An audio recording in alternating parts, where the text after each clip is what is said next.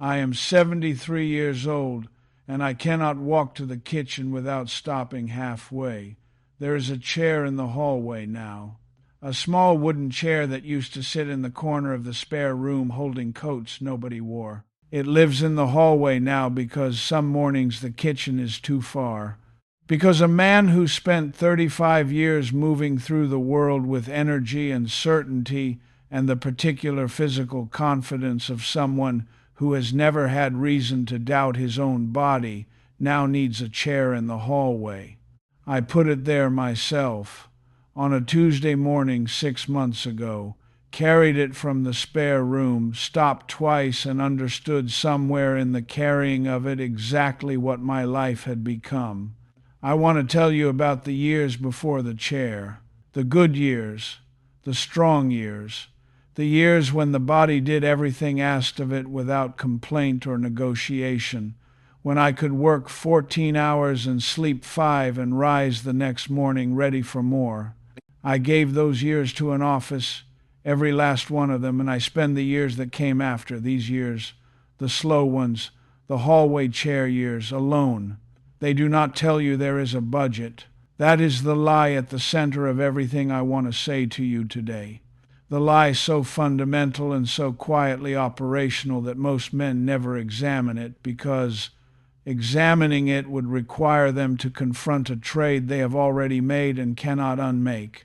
The lie is that your healthy years are not a finite and irreplaceable resource being spent in real time on whatever you point them at. Your body has a budget, a fixed, non-negotiable, entirely indifferent budget of strong years. Years when the joints move freely and the energy is available and the world is physically accessible in a way it quietly, incrementally, without warning or apology, stops being. That budget does not pause while you are being productive. It does not reward loyalty with extensions. It does not look at your contribution to the quarterly targets and grant you additional years of good health as compensation. It simply spends 1 year at a time on whatever you are doing with it. I spent mine in a building on a business park 11 miles from my house, in meetings and reports and the daily performance of a man who was reliable and capable and always available, and then the budget ran out, and the building did not notice, and the meetings continued without me, and the reports were completed by someone younger with a full budget and somewhere to spend it, and I came home to a quiet house and a body that had given everything it had to a machine that had already forgotten my name, and a kitchen that is sometimes too far. My wife Margaret tried to tell me, not in those words. Margaret was never a woman who delivered a message directly when she could deliver it with patience and hope, and the quiet, persistent faith that the man she married would eventually see what she was seeing. She tried for years. Sunday mornings, the ones I was home for, she would make breakfast the good kind, the unhurried kind that takes time and smells like something worth coming downstairs for. And she would sit across from me and just be there, offering the morning the way you offer something the other person needs even when they have not admitted needing it. I would eat quickly, check my phone, apologize about the afternoon. She stopped making the good breakfast eventually. Not dramatically, not as a protest or a statement, she simply stopped.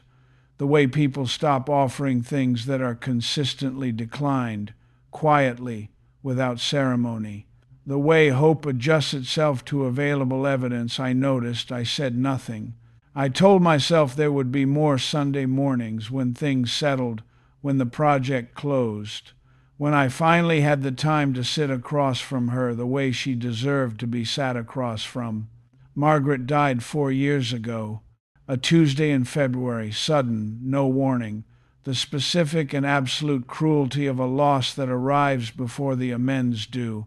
I would give every project I ever completed, every report, every meeting, every 11-mile drive to that business park in the dark, for one more Sunday morning with the good breakfast, sitting still. 3 questions, answer them honestly. Tonight, what are you spending your healthy years on? Not what do you intend to spend them on. What are you actually currently measurably spending them on? Write it down, the hours, the location, the thing receiving your best and strongest and most available self. Who is receiving the residue?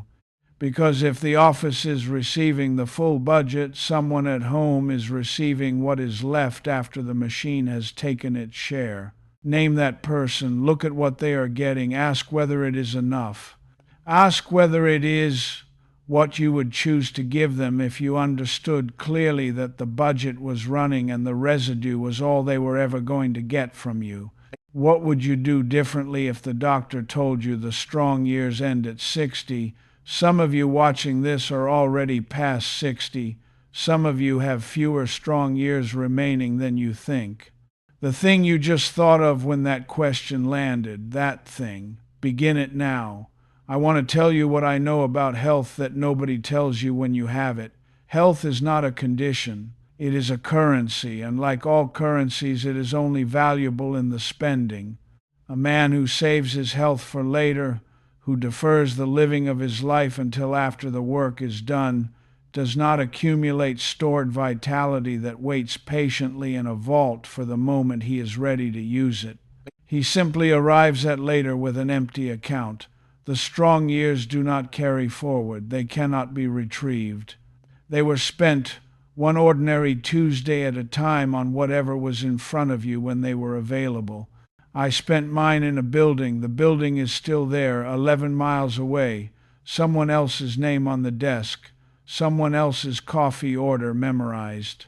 Someone else's budget being spent on the machine that will forget them the same way it forgot me.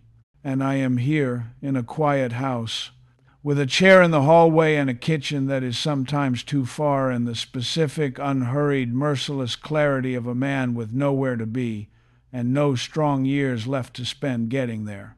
Go home tonight, not on time, early. Walk through the door before they expect you. Sit down without your phone.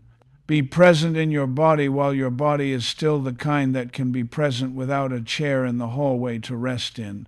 Spend the budget on the people who will sit with you when it runs out, because it will run out. Every budget does. The only question is what you bought with it.